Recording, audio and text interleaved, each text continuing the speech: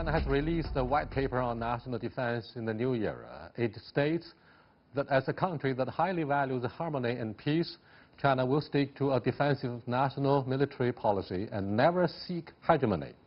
So what's China's military role in global affairs? How will China pursue its goal of maintaining global peace and stability? How does the ratio of spending on China's national defense to GDP compare with major militaries? To discuss these issues and more, I'm very happy to be joined in the studio by Senior Colonel Zhou Bo from China's Ministry of National Defense and Teng Jianqun, Director of the Department for American Studies at the China Institute of International Studies. We will also speak via satellite to Pavel Falkenhor, Russian defense analyst in Moscow. This is our topic. I'm Yang Ray.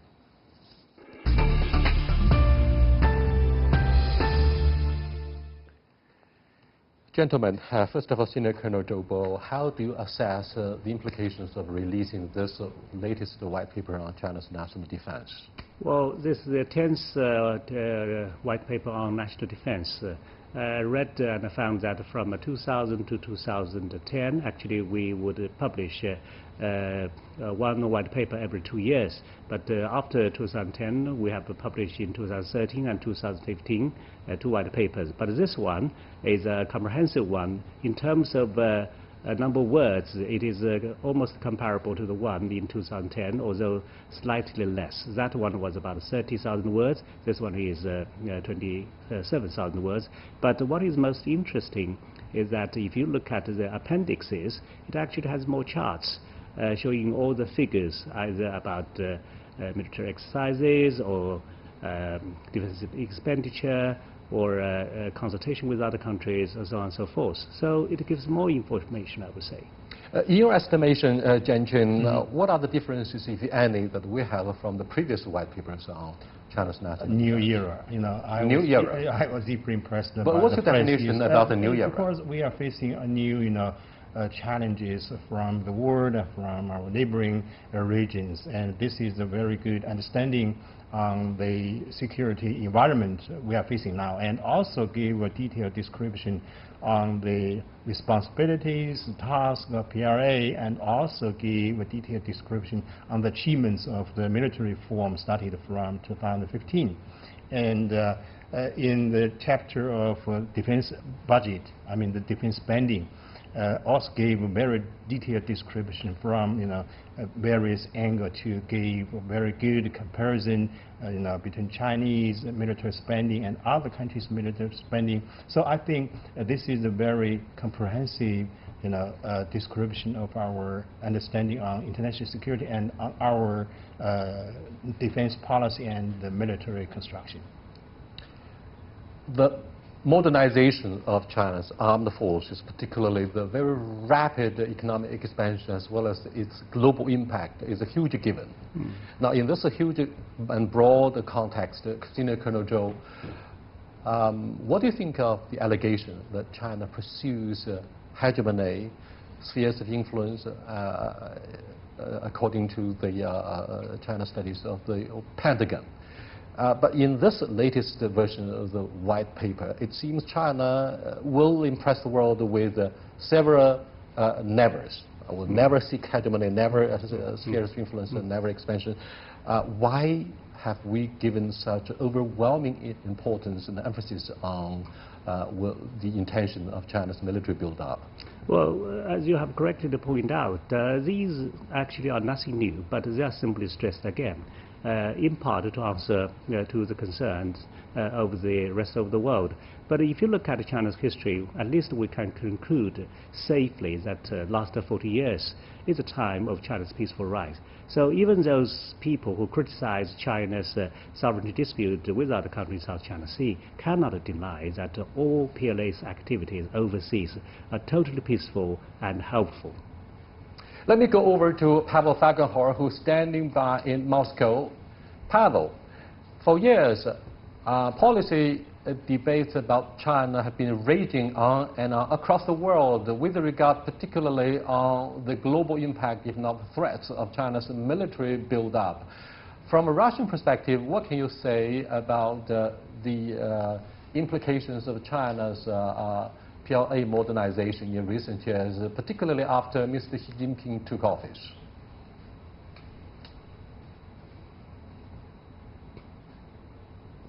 Well, of course, traditionally for several decades in the 60s, 70s, and 80s, China and the PLA was seen as the main or second after America adversary. And the Soviet military were building up for a possible showdown. And actually those who are still right now in the top positions of the Russian military were people who came into service when China was seen as the major or second major enemy. Of course, things have changed. They have changed slowly, but right now, or I would say dramatically nowadays, because now China, though there are some maybe residual, maybe fears in the Russian military and in the Russian society, but basically China is seen as a benevolent, if not ally, then a very close partner, working with Russia in the same direction, having basically the same strategic aims on strategic stability in Asia and in Central Asia and in Asia in general and in the world, growing economic cooperation, strategic cooperation, military cooperation between the two militaries. It's a totally different picture. And so right now China is not seen at all as a threat. Chinese military reform is seen with maybe some envy, at least in some positions where China is building, say, bigger ships than the Russian Navy is building right now. Though in submarines, most likely Russia is still ahead. So there's maybe some envy, but there's no real big fear that China is a potential threat, a big bad guy just nearby, ready to attack. That has disappeared, and that is a very positive development. Thank you very much. Richard Weiss is standing by in Washington. Hi, Richard.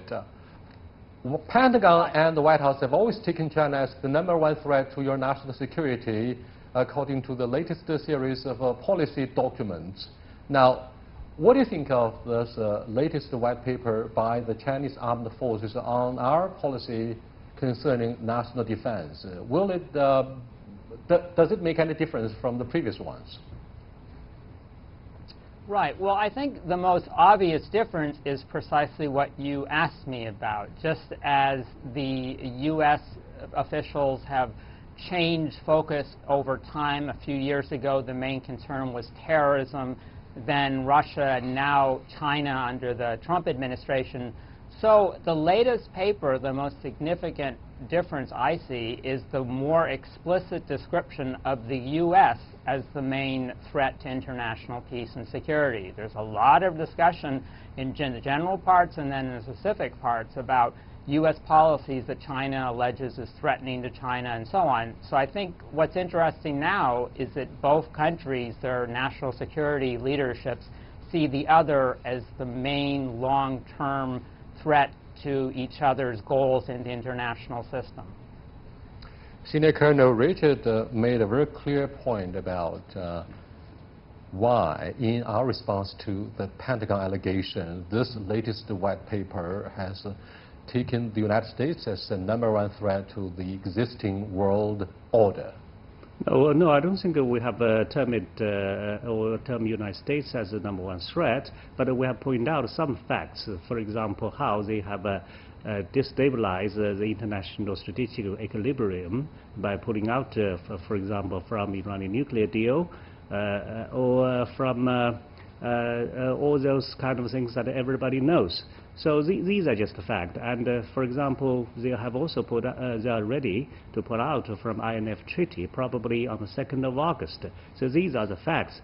And the fact that they have taken China as a primary competitor is totally not justifiable in that, as I have pointed out, that China's rise is peaceful, and China still wants to engage the United States, and would never have intention to drive the United States out of the West Pacific, because the United States is indeed a Pacific nation on the other side of the Pacific. So how can we drive the U.S., as the strategic report said, out of the Indo-Pacific? The United States accused China of undertaking cyber industrial espionage, threatening or weaponizing the South China Sea, and they also passed the Taiwan Travel Act to reinforce the impact of the Taiwan Relations Act that was passed during the Carter administration exactly 40 years ago. So everything seems to point to Taiwan, and we have 4 similar flashpoints in Northeast Asia, ranging from the Korean Peninsula, Diaoyu Islands, the Taiwan Strait to South China Sea. So at the same time, in the Shangri-La dialogue in Singapore, I talked to a former senior defense official from the Pentagon, and he said at different levels between the two militaries, the Americans have been able to maintain contact and dialogue with the PLA armed forces. What do you think of, say, our ability to diffuse crisis and to manage a crisis? Actually, to my understanding, I think the first military-to-military exchanges between China and the United States happened in the South China Sea. When I was at that time as staff, very junior staff in the command of the South China Sea Fleet, and I witnessed the cooperation between the two countries in 1980s. But now, the U.S. Navy gave a very negative attitude toward the requirement or the cooperation between the two militaries. And in 2016, the United States denied the participation of our Navy in RIMPAC military drill. So this is a very negative attitude from the United side. I think China will be very active in all the cooperations at various levels with the United States military-to-military exchanges. So this is a very interesting phenomenon now. We should pay close attention to the development. Some said the U.S. military should carry out the disconnection with the Chinese military as the trade, friction with China, and the political and some other friction with China, disconnection with China. So the military should be disconnected with the Chinese military. So this is a new challenge for Chinese military. How can we deal such a so-called competitor, in the new era? Richard, Senior Colonel Zhou from the Ministry of National Defense here in Beijing says loud and clear, well, the PLA forces have not taken the United States as the #1 threat. However, he did point out that in some of the areas, such as the Middle East and Afghanistan, the U.S. armed forces did come across as a threat and has seriously promoted unpredictability and dangers over there. At the same time, the United States says China is an adversary, not an enemy. So what do you think of these allegations? Who is the public enemy #1 that threatens the current world order? And many Americans themselves complain, if you had been able to use the huge military spending on the 2 wars in Afghanistan and the war on the building of your infrastructure, that would have created a lot of jobs, that would have improved your economy a lot better. What do you think of these conflicting messages that we have received about your armed forces? I would put, there are obviously differing views. I would make 2 observations, well, actually 3. So first, that criticism about the amount of money and lives spent in Afghanistan and Iraq is actually something that President Trump agrees with. He said that during his campaign. He thought the U.S. was too involved, spent too much money, and so on. So there are people in the U.S. who share that view.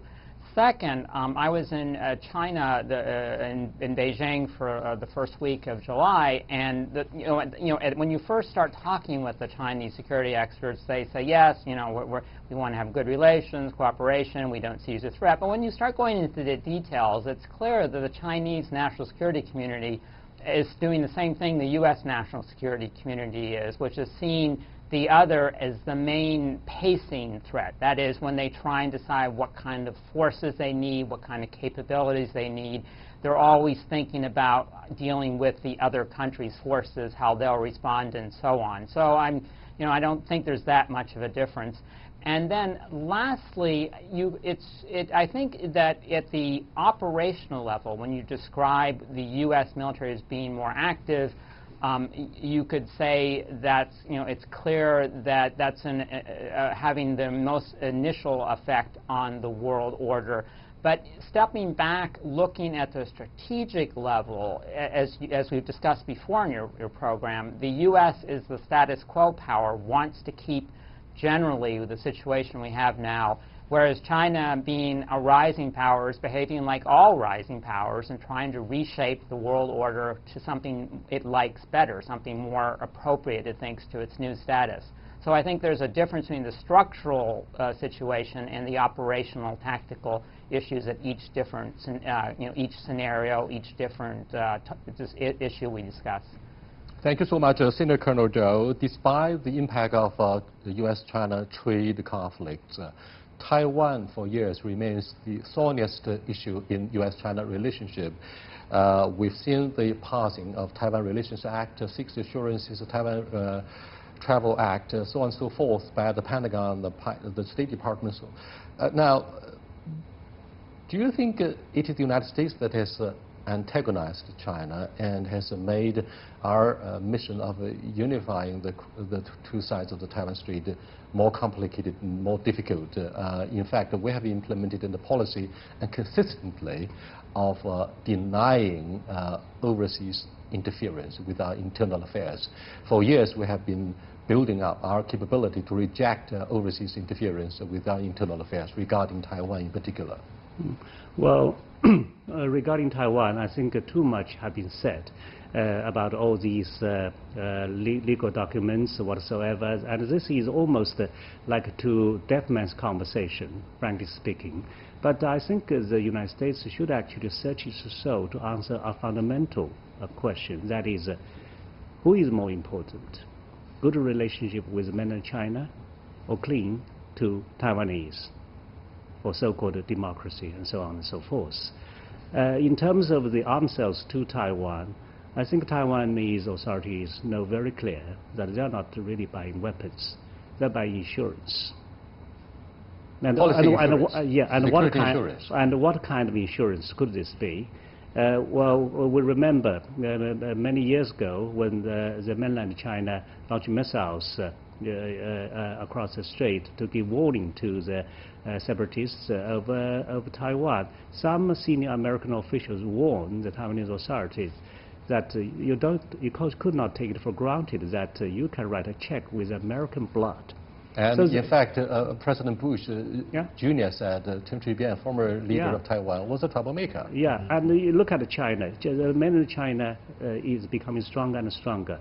And our objective is very clear, to become a world-class military by mid-century. Can we realize that our objective? I think so. I would say yes, not because I'm a Chinese, but because if you look at all the grand objects in the past, which one haven't we been able to realize? We realize all of them well in advance. So Chinese military definitely will become a world-class military. And China would become, as it wishes, one of the leading countries in the world. So why would you antagonize China in such a manner? Why can't we cooperate to make this world more peaceful? Well, your reckoning perhaps is outdated in estimation of President Trump, because he wants to put America first and to have a zero-sum game. Now, obviously, geopolitically speaking, Taiwan is less important than the Chinese mainland. However, we've long known the open secret that the United States, ever since the height of the Cold War, has been pursuing what is called the offshore balancing, to sort of using Taiwan as as bargaining chip to make it difficult for China to rise rapidly and to increase the costs of China's modernization, to promote the adversity of external situations. Whatever means that could be employed would be definitely guaranteed by people like Pompeo, John Bolton, Peter Navarro, and other hawks in the White House. What do you think of, say, the intent of the United States? I think generally the United States, you're right, has taken Taiwan as a bargaining chip in the relations between China and the United States, and especially when Donald Trump took office in the White House, he would like to do something in Taiwan, including some arms sales, and also to send some high-level officials to pay visit to Taiwan. So this is actually a game played by President Donald Trump and his followers in the White House and in the cabinet. So I think this is a very important scenario. The background is that the United States has already taken China as a strategic competitor, and the United States will use all the possibilities to bargain with China on trade, on security, on everything at this moment. So I think we should think about the way out of such a dilemma, because we are two major powers in the world. Let's look at this issue, Richard. In a bid to trim down the forces in Chinese mainland, 300,000 personnel will have to be cut to keep the total active force at 2 million, according to the white paper. Why has the government decided to trim down the army and maintain a smaller force? Well, 2 million is not a small number, by the way. But what do you think of the latest move to have to further disarm the PLA armed forces?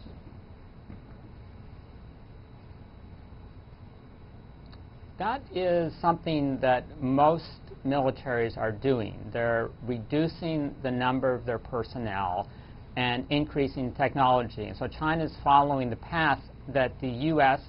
Has been pursuing since the end of the Cold War, even before then, I would argue, and that the Russian military has been pursuing for the last 2 decades. Basically, you want to have a smaller force, put more money in high technology, substitute robots for people, so unmanned aerial vehicles, and so on. And so what China is doing is just following the same path as all others, trying to get a smaller, more agile force. I think more important than the cuts in the people have been the upgrades in the platforms, the restructuring of the command structure so that now you have more joint commands, the Army, Navy, Air Force combining forces, and so therefore you don't need to have each service have their own, means of projecting, of launching, for example, long-range strikes. The Air Force can do that for the Army and so on.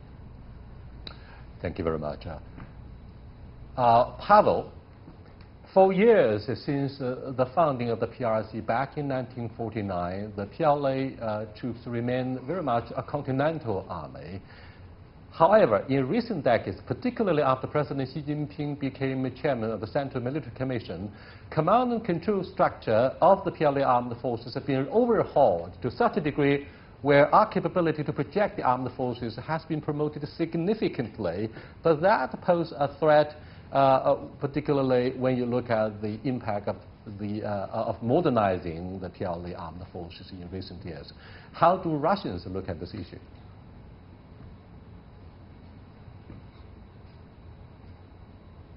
Well, the trimming of the PLA ground forces and more emphasis on building a blue water navy and increasing the capabilities and long-range capabilities of the Chinese Air Force, that's totally okay with Russia. That China is not thinking less of a continental encounters inside Asia and more about projecting force to the east. And Russia is also, not only that's okay with Russia, but Russia is also, right now there was this recent joint patrolling of the Sea of Japan and the East China Sea by Chinese and Russian long-range bombers. That's what Russia believes is the right thing to do. That's where Russia sees a potential threat coming. And so these developments are seen as positive, as Russia and China kind of strategically standing in Asia back to back and together projecting stability into other places, and absolutely, of course, keeping stability in strategic stability in the Asian heartland. So yes, that's good for Russia. That's seen as good for Russia. Senior Colonel Zhou, Pavel put his finger on a very interesting issue. The latest development of the joint, I don't think it's a joint military maneuvers or war game. It's something real, the joint air patrol by the Russian Air Force and the Chinese PLA Air Force. However, for years, we briefed the world about having a special strategic partnership with the Russian armed forces, and not any sense of alliance in the military sense. This time around, it seems the nature of the special strategic partnership has been seriously changed, with the joint air force causing strong protests from South Korea. Well, it's a great step forward, but not toward alliance, simply put. Because if you look at the history, both leaders from Russia and China have stressed time again that this is not directed against any third parties. The Western certainly is fearful of this kind of worst case scenario of China, Russia becoming allies. But what is interesting is that between Chinese and Russian militaries, we have more we have more exercises addressing traditional threats, because with other countries we more or less just doing exercises addressing non-traditional threats. But with Russia, it's a great learning course for the PLA, in that in the last 40 years we haven't fight a single war. So experiences with Russians in large-scale exercises, in this kind of strategic air patrol, in joint exercises in the Sea of Japan, in the South China Sea, in Baltic Sea, in the Mediterranean, are very important for us to learn from our counterparts. The latest move in the correct direction to reinforce the mil-to-mil ties with Russia is, of course, based on mutual trust, which is a luxury, of course, for Americans and other major militaries. Having said this, let's look at military spending. Well, transparency of this issue has always caused widespread debates. Now, this latest version of the white paper on China's national defense did draw parallel comparison with other major militaries. What do you think of this use of graphics to illustrate the gaps between China and other members of the P5 of the UN Security Council? Military spending here has been a very sensitive topic for decades. Some other countries always said we still have some high spending in the military industry. But I think this time the white paper just gave very detailed description on the development from 1979, from our starting point of reform, and open up to 2017, and gave a detailed description on the increase and decrease of the military spending. Of course, some countries should have a good understanding, but I think we should not take it serious, because some countries and peoples would like to exaggerate the military spending of China to give some foundation for the China threat. So this is actually a game played by some other countries, by some experts. So I don't think they can give a very appropriate and correct understanding of our spending. Very quickly, Senior Colonel, we are just 1/4 of the U.S. military spending at this moment. But why is the issue of transparency raised over and over by Western media? Well, I don't understand. Frankly speaking, this is our money. We can spend it as we wish. Besides, it's less than 2%. We can afford it. Third, we want to become the world-class military. Why can't we spend some money on this? So this is fully legitimate. And in terms of transparency, we have shown you all the weapons during parade. We would invite more than 3,000 students to come to China to study. We would send more than 100 delegations to visit abroad. And we now have a white paper on defense. What else do you want? Particularly the issue of patrolling waters near Somalia and the Middle East. That's also part of the public services we have provided as a major military. I'll see you next time. Goodbye.